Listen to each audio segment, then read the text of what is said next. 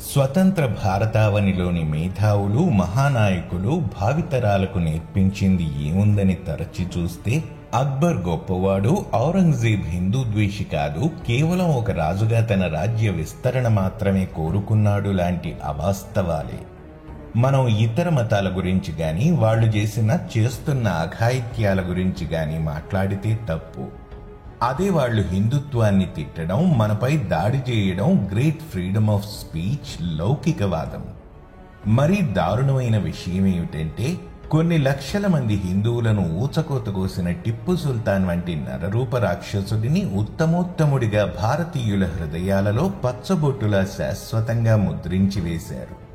పైగా మన పురాణాలు కల్పితాలుగా, మన పూర్వీకులు ఆటవికులుగా, మనకు పడవలు తయారు చేసుకోవడం కూడా రాని సమయంలో మన దేశానికి ఎవడో వాస్కోడగామా అనే యూరోపియన్ వ్యక్తి సముద్ర మార్గం కనిపెట్టాడని, అంతవరకు మనకు సముద్రయానం ఎలా ఉంటుందో కూడా తెలియదని అన్నట్లు చరిత్రను వక్రీకరించి మరీ మన పాఠశాలల్లో పాఠాలు నేర్పారు.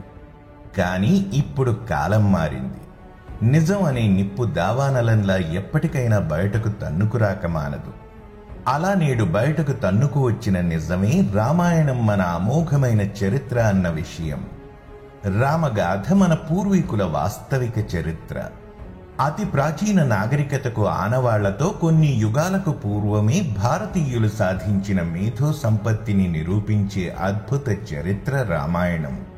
మన గత వీడియోలో భారతదేశానికి సముద్ర మార్గం కనుగొన్నది వాస్కోడగామా అని ప్రచారం చేసిన వెధవలు కావాలని దాచిన రోమన్ భారతీయ వ్యాపార సామ్రాజ్యం గురించి తెలుసుకున్నాము. అందులో మన భారతదేశం వల్ల అతిపెద్ద రోమన్ సామ్రాజ్యం ఎలా పతనమయ్యిందో చూశాము. ఆ చరిత్ర సుమారు 3000 సంవత్సరాల క్రితం జరిగినది మాత్రమే. కానీ ఇప్పుడు మనం చెప్పుకోబోతున్న వివరాల ప్రకారం మన పురాణాలలో పేర్కొనబడిన పాతాళ లోకానికి కొన్ని యుగాలకు పూర్వమే, అంటే రామాయణ కాలంలోనే వెళ్లారు మనవారు. ఆ వివరణ ప్రకారం అది నేడు మనం చూస్తున్న దక్షిణ అమెరికా అని తెలుస్తోంది. ఈ మాటలు వినగానే యుగాలకు పూర్వమే మన భారతీయులకు దక్షిణ అమెరికా గురించి తెలుసనే విషయంపై ఏమైనా ఆధారాలున్నాయా? పాతాళ లోకానికి దక్షిణ అమెరికా ప్రాంతానికి ఉన్న సంబంధం ఏమిటి వంటి సందేహాలు కలగడం సహజం. ఆ సందేహాలకు సమాధానాలు తెలుసుకోవడానికి ఈరోజు మన వీడియోను చివరిదాకా చూసి మీ అభిప్రాయాలను కామెంట్స్ ద్వారా తెలియజేస్తారని ఆశిస్తున్నాను. Voice of Mahidhar. రామాయణం అంటే కేవలం సీతారాముల గాథ మాత్రమే కాదు. అది మన దేశ చరిత్ర, శస్త్ర, శాస్త్ర, వైద్య విజ్ఞానం, మన జీవితాలకు ఒక గూగుల్ మ్యాప్ కూడా అని చెప్పడంలో ఎటువంటి సందేహమూ లేదు. ఒక్కసారి రామాయణాన్ని క్షుణ్ణంగా పరిశీలిస్తే ఎన్నో ప్రాంతాల వివరాలు స్పష్టంగా కనిపిస్తాయి. సీతమ్మ పుట్టినది నేటి నేపాల్లో, రామయ్య పుట్టినది నేటి ఉత్తరప్రదేశ్ రాష్ట్రంలో అని తెలుస్తోంది. భరత శత్రుఘ్నులు రామరాజ్యాన్ని ఈజిప్ట్ వరకు విస్తరింపజేసి ఈజిప్ట్ ఫారో వంశానికి మూల పురుషులయ్యారు. ఇక హనుమ పుట్టింది కిష్కింధలో. ఆ ప్రాంతం ఉన్నది నేటి కర్ణాటక రాష్ట్రంలో. దండకారణ్యం నేటి దక్షిణ భారతం. ఇది రావణ సోదరులైన ఖరదూషణుల రాజ్యం. ఇందులో ఆంధ్ర, తమిళ రాజ్యాలు, ఇక్కడి సామంతరాజుల గురించిన వివరణ కూడా ఉంది. ఇకపోతే నాడు రావణుడేలిన సువర్ణ లంక గురించిన వివరాలు మరింత స్పష్టంగా ఉన్నాయి. అయితే ఆ రావణ లంక నేడున్న శ్రీలంక కాదని, ఆ లంక ఈనాడో సముద్ర గర్భంలో కలిసిపోయిందని మనం గతంలో ఒక వీడియోలో చెప్పుకున్నాము. చూడని వారి కోసం ఆ లింక్ క్రింద డిస్క్రిప్షన్లోనూ పైన ఐకార్డ్స్లోనూ పొందుపరుస్తున్నాను. ఇప్పటి వరకు మనం చెప్పుకున్నది నాటి అఖండ భారతంలోని ప్రాంతాల వివరాలు. ఇక రామాయణంలో పాతాళ లోకం గురించి కూడా చెప్పబడింది. వాల్మీకి రామాయణంలోని ఓ అద్భుత ఘట్టం కిష్కింధకాండ. ఈ కిష్కింధకాండలోనే రాముడు, హనుమంతుడు మొదటిసారి కలుసుకున్నారు. సుగ్రీవుడితో స్నేహం, వాలి వధ కూడా ఇదే కాండలో రాయబడి ఉంది. ఆ తరువాత వానరరాజు సుగ్రీవుడు సీతాన్వేషణ కోసం తన సేనను పంపడం కూడా ఇందులోనే కనిపిస్తుంది. మనం చూసిన సినిమాలలో, సీరియల్స్ లో అంగదుడి నాయకత్వంలో హనుమంతుడు, జాంబవంతుడు, నల నీలులతో పాటు మరికొంతమంది వానరసేన మాత్రమే సీతాన్వేషణ కోసం వెళ్ళినట్లు చూశాము. తమిళనాడులోని మహేంద్రగిరి ప్రాంతానికి చేరుకున్న హనుమంతుల వారు తన శక్తియుక్తులను తెలుసుకుని సముద్రాన్ని లంఘించి లంకను చేరుకున్నారని, అక్కడ సీతామాతను కనుగొని లంకను కాల్చి ఆ సమాచారాన్ని రాముల వారికి చేరవేశారని మాత్రమే దర్శక రచయితలు చూపించారు. కానీ రామాయణంలోని కిష్కింధకాండను క్షుణ్ణంగా పరిశీలిస్తే సుగ్రీవుడు పంపినది హనుమంతుడి బృందాన్ని మాత్రమే కాదు, మొత్తం 4 బృందాలను ప్రపంచం నలుమూలలకు పంపినట్లు తెలుస్తోంది.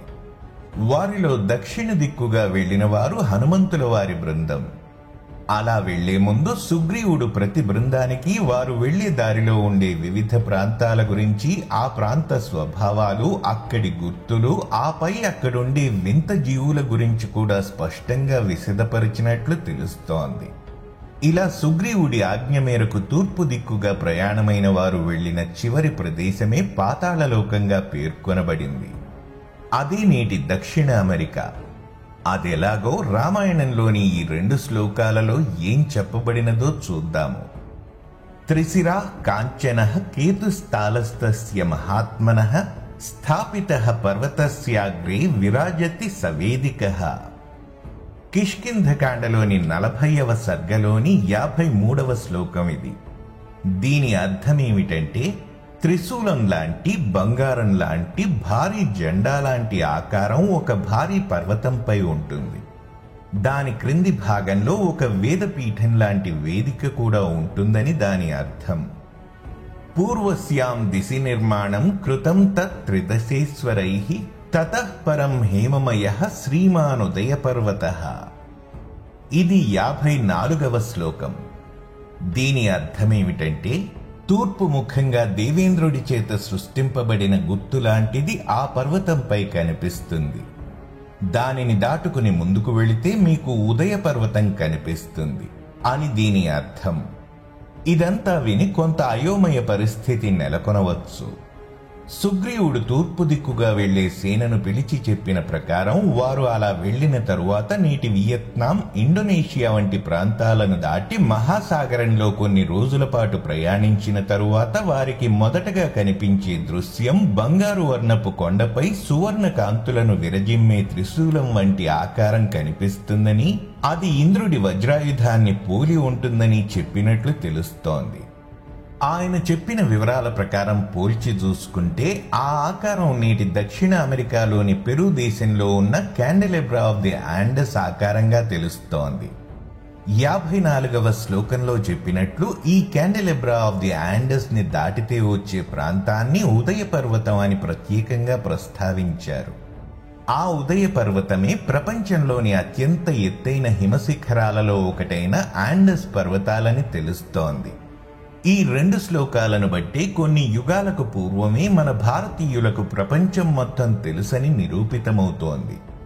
అంతేకాదు, వాళ్లు సముద్రయానం కూడా ఎంతో సులువుగా చేసేవారని స్పష్టంగా అర్థమవుతుంది. ఇక్కడ మరో ఆశ్చర్యకర విషయం ఏమిటంటే, రావణుడు సునాయాసంగా పాతాళలోకానికి వెళ్లి వస్తూ ఉండేవాడని వాల్మీకి రామాయణంలో ప్రస్తావించబడి ఉంది. ఎందుకంటే రావణుడి సోదరుడైన అహిరావణుడు ఏలిన ప్రాంతం ఈ పాతాళలోకమే. అందువల్ల ఆయన చాలాసార్లు పాతాళలోకానికి వెళ్లి వచ్చినట్లు వాల్మీకి రామాయణం తెలియజేస్తోంది. యుద్ధకాండలో చెప్పబడినట్లు రామలక్ష్మణులను వధించి తన అన్నకు విజయం చేకూర్చాలనే తలంపుతో క్షుద్ర తంత్రశాస్త్రాలలో నిష్ణాతుడైన అహిరావణుడు మాయారూపంలో వచ్చి రామలక్ష్మణులను మూర్ఛిల్లజేసి పాతాళలోకానికి తీసుకెళ్లి క్షుద్రదేవతకి బలి ఇవ్వడానికి సిద్ధపడటం, ఆయన వెనుకే హనుమంతుల వారు వెళ్లి వారిని రక్షించడం గురించి కూడా మనం గతంలో చెప్పుకున్నాము. ఇక్కడ పాతాళలోకానికి మనవారు వెళ్లి వచ్చారని తెలియజేయడమే కాకుండా రావణుడు ఆ ప్రాంతాన్ని తరచుగా సందర్శించేవాడని కూడా స్పష్టమవుతోంది. కాబట్టి మన దేశ వాస్తవ చరిత్రను అన్ని కోణాలలో వక్రీకరించి మన వారి గొప్పదనాన్ని నిరూపించే ఆధారాలను రూపుమాపి, విదేశీయులు సునకాలకు వేసే బిస్కెట్ల కోసం ఆశపడే నాయకులు, వారి మోచేతి నీళ్లు తాగి బ్రతికే కుహనా మేధావులు ఇన్నేళ్లు మన బుర్రలలోకి ఎక్కించిన అసత్య అర్ధసత్య చరిత్రను ప్రక్కకు నెట్టి ప్రతి ఒక్కరూ అసలైన మహోన్నతమైన భారతీయ చరిత్రను తెలుసుకోవాలన్నదే నా ఆశ, ప్రయాస. జై శ్రీరామ. మరిన్ని మంచి వీడియోలతో మళ్ళీ మీ ముందుకు వస్తాను. మరి ఆ వీడియోలు మిస్ కాకూడదనుకుంటే మన ఛానల్ను సబ్స్క్రైబ్ చేసుకోండి. అలాగే వీడియోస్ని లైక్ అండ్ షేర్ చేయడం మర్చిపోకండి. మీకు తెలుసుకోదలిచిన విషయాలను క్రింద కామెంట్ బాక్స్లో తప్పక తెలియజేయండి. వీడియో క్రింద డిస్క్రిప్షన్లో పొందుపరిచిన మన సోషల్ మీడియా లింక్స్ కూడా ఫాలో అవుతారని ఆశిస్తున్నాను.